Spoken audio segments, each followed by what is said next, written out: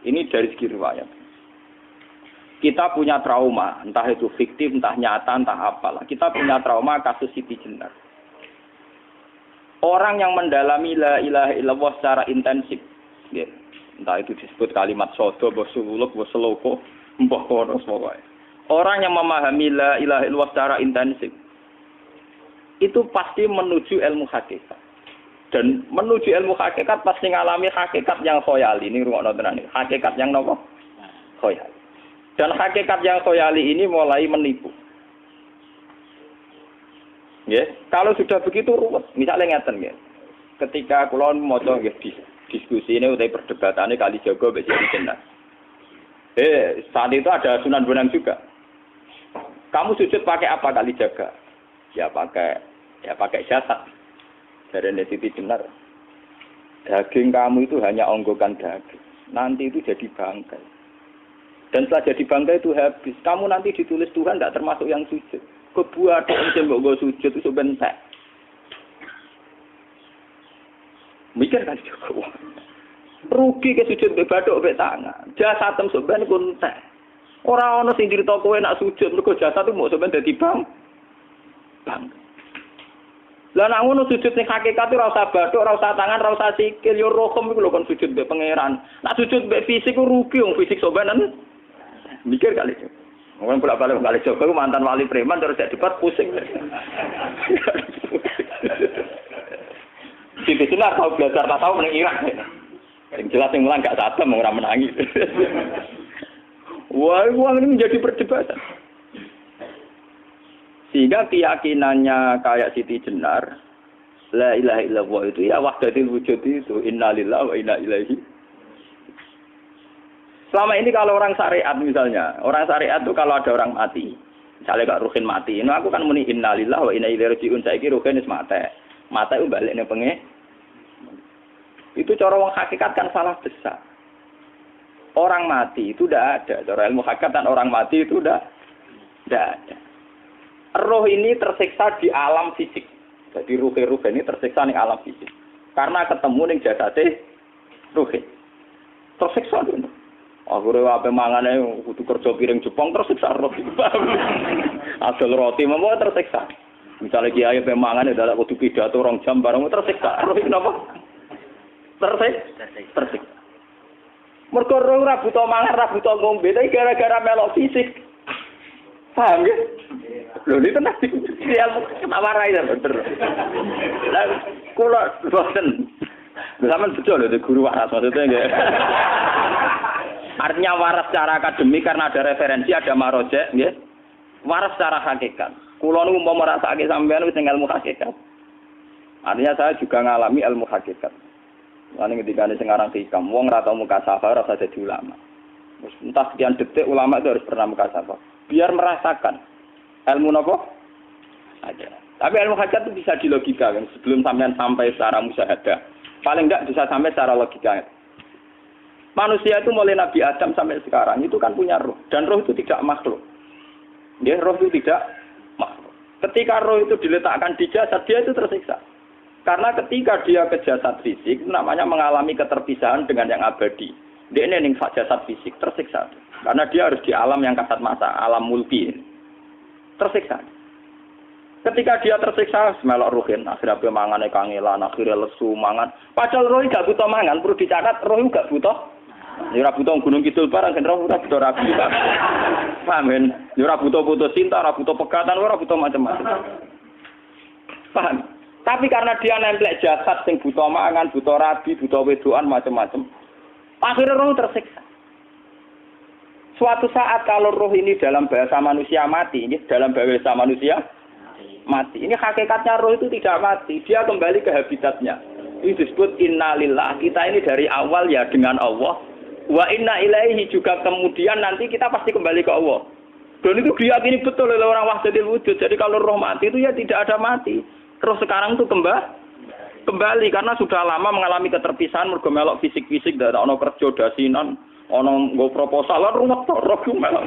Paham itu? Kita di roh itu napa melok roh? Lah roh ya tersiksa ngaku ora butuh mangan, ora butuh proposal bocah ngalor. Itu tersiksa. Makanya dalam cerita-cerita Jalaluddin Rumi yang otentik di kitab-kitab begitu. Ketika beliau mau meninggal, muridnya itu nangis. Dari Jalaluddin Rumi, kamu jangan nangisi saya ini mau pesta perkawinan. Kamu tidak merasakan penyesalan saya ini lama menyesal karena harus hidup bersama kamu. Terus saya ini tersiksa karena ngalami alam yang rusak, yang fana. Alam yang fana. Harusnya roh saya itu di alam abadi, bukan di sini. Maka jangan tangisi kematian saya. Kematian saya adalah kembalinya roh ke habitatnya.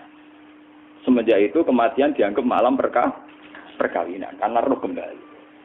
Walhasil nguniku cara ilmu tasawuf bahasa Arab jenenge wahdatul wujud. Kena Jawa, Yogyakarta, Solo, keadaan jenenge manunggaling kawula. Mergo sing rawan ngono rugen lho, Pak. Nek tak terangno detail.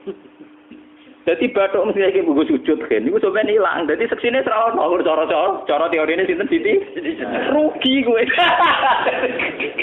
Bukan sedari yo kentur. Kali coba mantan preman jak debat terus kowe ora ngono mbok terus tak pateni kowe. Lah debat iki ora iso. Premane kumat. Ya sam preman jak debat ilmi. Ngono ku model.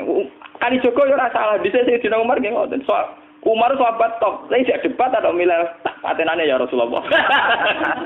Gak iso dene ilmiah. Mantar preman pasar rukat terus jadi sahabat top. Debat yang milih mate. Ada wonten cerita wong Yahudi njaluk keputusan Nabi. Bareng wis diputusno Nabi cek mamang. Ndak tenang keputusane ngono dalam sengketa duniawi. Bariku takok ya Ali. Ya Ali, aku mau sowan ning Nabi Muhammad. Dikai keputusan tapi mamang cara kowe pilih. Sampai Ali dikai keputusan persis kanjeng Nabi. Cek mamang neh takok Umar. Takok Umar aku mau sing Muhammad, ning Ali dikai keputusan kok mamang, Mar. Cara kowe piye? Urusan dunya. Enteni iki. Entah dia melepuh buat apa? Uang diputus Nabi ora marah. Buat mati. Gawe. Mereka mantan apa? Cara mantan intelektual kan ya wajar wong Yahudi kok percaya Nabi. Kan bareng cara Ali wis gak percaya wis kandhani. Ora mesti cara Ali tenan. Lah ora bapatene. Ya wajar wong Yahudi kok percaya Nabi, nek percaya ora situ Yahudi Muslim. Lah Ali situ Gus Dur. Lah Gus Dur ra beda piye tenang. Ali nyen ngoten watake ngoten. Nasibe padha. Ali itu ilmuwan yang jadi presiden gak sukses. Yang niru Gus Dur. Sehingga kayak Siti Jenar, cara pandang Siti Jenar itu masuk betul ning gone pemikiran para santrinya.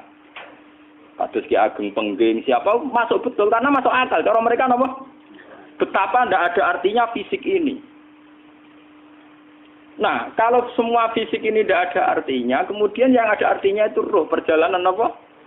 Perjalanan roh, sehingga diartikan inna lillah wa inna ilaihi raji'un. Inna sholati wa nusuki wa mahyaya wa mamati ku lillah. Lah kemudian sekarang sampean tak tanya misalnya ini latihan ilmu hakikat. Wa mahyaya lan penguripan ingsun. Kalau ingsun itu artinya fisik atau jasad, itu keliru besar karena jasad tidak pernah hidup. Yang hidup itu roh. Paham ya? Sekarang artinya wa mamati itu apa? Kematian ingsun. Kalau roh itu tidak pernah mati, berarti kematian roh adalah keterpisahan dengan yang agung atau yang abadi. Dan semuanya itu lillahi rabbil alamin. Sehingga mereka mengatakan kematian itu satu pesta. Mulane kados Bilal ditakoki, ya Bilal, ketika murid-muridnya nangis bergape mati, Bilal ge seneng ae. Godan nalqal ahibbah Muhammad dan wa hisbah. Ya, nak mati malah senang tuh ketemu kekasihku. Sebab itu kematian tidak pernah jadi problem bagi mereka sing soleh, sing menembus ilmu hakikat. Paham? Tapi ilmu hakikat kayak ini itu yang diyakini Siti Jenar, diyakini Jalaluddin Rumi, diyakini para wali-wali wahdatul wujud. Dulu Syekh Husain Sinten Al-Hal.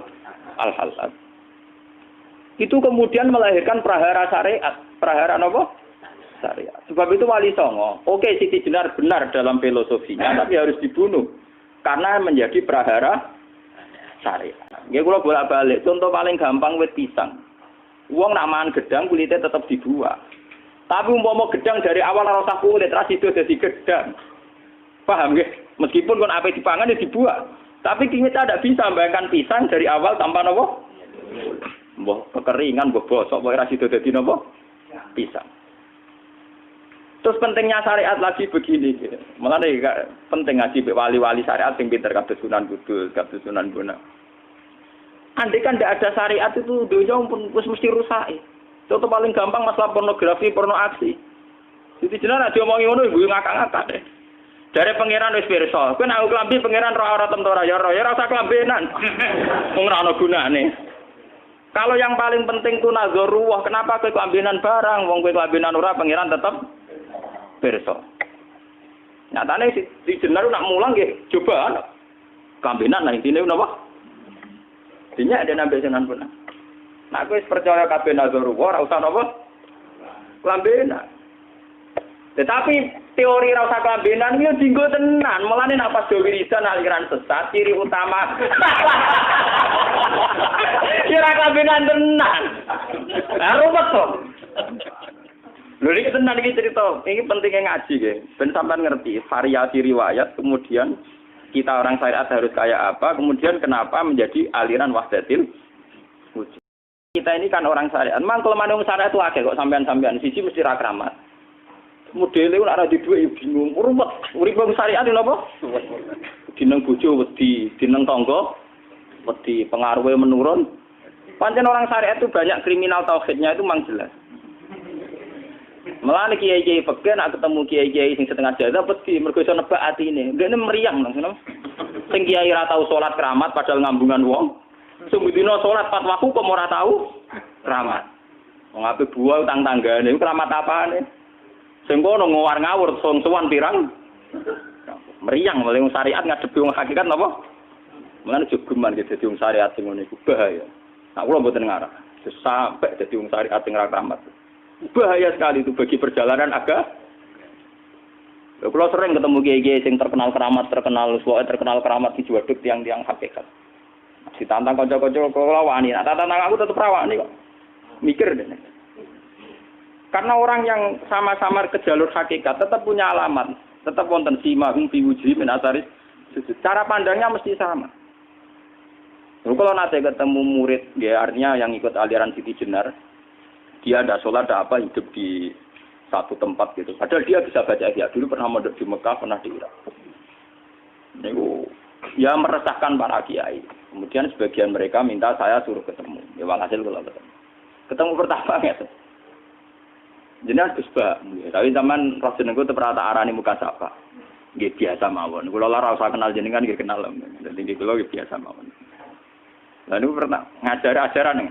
Lah Gus ning donya tak enteni muk turu ngenteni mati ngono lho Gus kok repot. Jawaban kula terus enak. Sampeyan jare wong hakikat wong ngenteni mati barang. Ya mati yo saiki iku. Rasa ngenteni saiki padha-padha wis napa? Wis mati. Ya saiki wis padha-padha wis urip. Wis padha kabeh. Nah, cara ilmu hakikat itu kan terus sama semua. Napa? Sama semua. Tadi makanya itu tadi. Kula baleni malih iki. Logika hakikat itu begitu ya. Roh itu ditiupkan oleh Tuhan ke kita. Kemudian roh karena ikut alam fisik, alam jasad, roh ngalami yang kita alami. Nggih. Ketika roh ngalami yang kita alami, dia tersiksa. Nah, ketika roh sudah terpisah dari jasad yang mengekang, yang memenjara ini, dia senang terus kembali ke Tuhan. Ini disebut innalillahi wa inna ilaihi. Lah jasad ini kemudian menurut ilmu hakikat enggak ada gunanya sama sekali total. Hilang di telan tanah. Lah kalau begitu jasad ini nak mbok agul-agulan. Gusti bathuk kula tak nggo sujud tangan kula ndi buktine tanganem wis ra ono. Bathuk wis ora. Mulane dari Siti Jenar, hanya wali bodoh kayak kalian yang punya ajaran bodoh begitu. Malah rasupan terus. Mulane Sunan Kalijaga semangat kon mateni mergo tambah omongane glodro nduk ndi. Tapi yang enggak disadari Siti Jenar yaitu tadi. Inti dari ilmu hakikat itu kan tunduk sama kersane Tuhan. Kalau sudah tunduk pada kersane Tuhan, kalau kersane Tuhan roh kita harus di jasad. Dan wujud jasad kita ini juga karena kehendak Tuhan. Kenapa yang wujudnya jasad yang karena kehendak Tuhan engkau ingkari? Sementara wujudnya roh tidak kamu ingkari. Toh wujudnya jasad ya bi iradatillah wa bi masyiatillah Wujudnya roh ya biwujudit bi masyiatillah wa ira. Harusnya fungsi jasad juga harus kamu akui toh Siti Jenar. Wong sekarang kita punya jasad ya bukan karena kita, karena kehendak Allah. Kenapa kamu ingkari? Berarti kamu ingkari kehendak meneng Siti Jenar.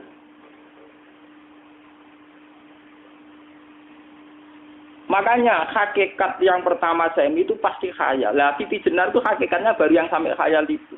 Jika dia tersesat. Sebetulnya kalau sudah hakikat beneran itu tidak perlu khayal begitu. Artinya tidak perlu khayal jasad kita sing senajan ora ana gunane ini. Tetap ya wae wujudnya karena kehendak Allah. Juga kita harus terima. Apapun kekurangannya, apapun kenaifannya, ironisnya harus kita terima. Ini sebagai bentuk penerimaan kita pada masyiatil. Begitu juga keadaan roh kita sebagai penerimaan atas masyiatil. Meskipun ada teori-teori roh yang lebih valid. Lebih valid misalnya begini. Kanjeng Nabi itu suatu saat ininya terputus karena perang Uhud. Itu Kanjeng Nabi dia dolanan drijine ini. Napa cara napa jari jemari ini Nabi putus. Jadi Nabi sendiri kadang sering ngajarkan ilmu hakikat. Hal lagi illa usbun udmiyat wa fi sabilillahi ma lafitu. Kowe ora trimo fisik, bentuk fisik jari jemari sing ditebir berdarah. Tapi nak kue wis fisabilillah ayo wis balik ning habitatem. Sehingga kenapa para sahabat itu ketika dicincang, ketika putus tangannya, putus kakinya, sahabat yang usul ke ilmu hakikat itu malah senang. Karena jasad kita ini kan ila sabilillah menuju jalan Tuhan. Sekali dia sudah terluka fisabilillah itu sudah menemukan formatnya. Cara teori Cina sudah menemukan formasinya. Paham gitu? Ora kok malah ngeluh itu berarti goblok kok ngeluh paham no? Paham napa? Jadi makanya Nabi ngendikan ya itu sudah ketemu formatnya. Ketika rohnya para syuhada nanti kembali ke Tuhan ya ketemu formatnya lagi. Itu disebut wala taqulu lima yuqtalu fi sabilillahi amma. Dia tidak mati sesuai formasi awal, yaitu roh kembali ke Tuhan dan jasad ikut mengawal. Nah itu Nabi kadang ya pakai ilmu hakikat begitu. Mulane kula bolak-balik matur, kula niku nggih mulai umur 20 tahun napa pinten. Kula niku asline nggih gadah penyakit dan ekstrim penyakit saya. Sampai saat ini kula nak ngobatno ndak lebih 50% nggih karena saya tetap berpikir. Misalnya cara syariat kan berobat, tapi cara hakikat apa betul keberadaan saya di alam ini penting. Sehingga aku kepengen urip tak bela-belani ngantekan sak atusan juta. Jangan-jangan penting mati iku timbang uripku. Lah nek ngono lha apa tak bela-belani? Entek atusan juta. Jadi misalnya kita berobat ya mau ya dari nabi kan berobat ya berobat. Pokoknya kita Islam masih mau geruda-gerudu kadang orang paham. Sekali kamu mengamati dengan sisi hakikat. Lalu coba sekarang sampean pikir, coba sekarang nggak pakai logika hakikat, pakai logika syariat saja. Saya ini misalnya asetnya 10 juta, misalnya, saya punya aset 10 juta. Tapi misalnya aku rugi nawan atau dipengaruhi di masa depan sama nih, kalau kulo kan sangane cara teori di masa. Misalnya kulo rugen, artinya kere di duit 10 juta aset. Tujuan saya sembuh kan supaya aku iso sembuh sehat, engkau iso kerja untuk anak. Tapi karena saya sakit nanti operasi tidak 10 juta. Operasi tidak 10 juta. Wong aku repera mesti iso marisi anak. Apa meneh nek 10 juta tak ada gue berobat malah jelas ra iso marisi. Lah nek ngono penting matiku ya dibang 10 juta. Karwan iso diwaris langsung. Sementara anak aku mari dibiayai 10 juta rong mesti mari 10 juta mesti entek. Artinya tidak ada jaminan kalau berobat itu secara visi ke depan lebih baik. Soalnya malah ngentekno donya enggak jelas akibat positifnya. Misalnya tetap lumpuh duit entek. Teori loh, Bapak artinya apa? Teori hakikat tetap lebih benar bahwa hidup itu tidak ada artinya, semua itu tidak ada artinya. Berobat apa enggak berobat semuanya tidak ada arti. Teori loh gini. Sehingga kalau kita tengah-tengah aja tengah-tengah, kados kula misalnya lara nggih berobat. Gusti separuh kula nglakoni syariat, tapi sebagai kula ulama fikih nggih separuh kula lakoni napa? Jadi kula tetep mboten ngarah obat 100%. Tapi orang ngarah berobat wong kula tiyang napa? Syariat. Tapi memang faktanya itu begitu. Cara Kanjeng Nabi kadang Kanjeng Nabi berobat. Kadang Kanjeng Nabi wis nikine tercincang digeguyon nak. Wa laki illa usbuun udwiyat. Ora kok driji sing gak melok-melok. Nah, bukti bahwa jasad ini begitu tidak penting. Kayak Sayyid Hamzah. Menurut Sayyid Hamzah nganggep wahyu bentone ra karuan. Kalau teori Siti Jenar itu benar, teori Jalaluddin Rumi benar teorinya lho, ora kok ra salate lho, nggih. Maksudnya kok nganut ra salate. Benar cara analisis roh. Ketika Sayyid Hamzah dinyatakan mati oleh manusia, oleh hukum manusia dinyatakan mati karena dia sudah tidak bergerak. Dalam teori hakikat kan rohnya Sayyid Hamzah sudah fi khawasili tuyurin khudrin. Rohnya sudah diambil Tuhan, tidak mati. Paham ya? Ketika rohnya Sayyid Hamzah sudah diambil, jasad ini sudah tidak punya rasa. Sekarang secara syariat kasat mata kita tahu, wong jasad nak diinfus, di sayat-sayat dioperasi ora krasa. Apa meneh saiki ruhe wis bisa. Lah ya jasad itu cek gampange dioperasi dibius saja terus tidak kerasa. Apalagi rohnya sudah diambil. Lah saiki bayangkan ketika Sayyid Hamzah itu sudah di atas. Niku kira-kira delok wahsi ra wong bentuk. Lho wong kok baca igabus. Ketika jasad benar-benar tidak penting, kemudian jasadnya Sayyid Hamzah kan dicincang oleh wahsi. Ketika rohnya sudah diambil kan Hamzah tidak merasakan. Berarti Sayyid Hamzah guyu-guyu wahsi cek bentuk nih gabus dicincang. Paham ya? Lho niki tenan. Artinya ketika pandangan manusia iba kepada Sayyid Hamzah karena dicincang, dimutilasi oleh wahsi tidak ngalami Pak Sinten, Sayyid Hamzah tidak ngalami apa-apa karena rohnya sudah bersama Tuhan. Dan iso wae Sayyid Hamzah malah guyu-guyu wahsi. Cek goblok gabus kok dicincang. Lah nak ngono rak mirip, makanya dalam hal ini itu dalam teori roh itu sebetulnya Siti Jenar tidak sesat dalam teori roh. Tapi jangan katakan itu penemuannya Siti Jenar. Siti Jenar itu terlambat. Sebelum itu ada Husain Al-Khallas, sebelum itu ada Jalaluddin Rumi, sebelum itu juga ada sahabat, ada nabi. Cuma cara aplikasinya Siti Jenar melenceng. Jadi jangan katakan kok tak kampus-kampus, itu pendapat Siti Jenar itu malah goblok meneng. Siti Jenar itu sanut, paham nggih maksud apa? Wis sanut. Nah, teori yang sama terjadi pada Yesus Kristus.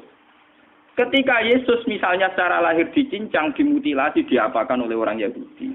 Sebetulnya rohnya dia sudah bersama Tuhan, kembali ke Tuhan Bapa, nah cara Kristen. Nah cara Islam ya balik ning pangeran. Andaikan itu iya, itu ya ada masalah karena hakikatnya dia tidak dicincang, tidak dibunuh. Andaikan iya lah, tentu menurut Islam yang dibunuh Yudas atau siapa itu yang masuk piala. Tapi sama sebetulnya teorinya sama. Kalaupun iya ada masalah. Oke, kalau misalnya Nabi Isa karena ada kontroversi menyangkut dia atau Yudas. Sekarang yang Zakaria dan Yahya. Zakaria Yahya itu dicincang betul oleh orang Yahudi, matinya dimutilasi. Tapi dia tidak apa-apa. Karena ketika beliau dicincang, rohnya sudah diambil.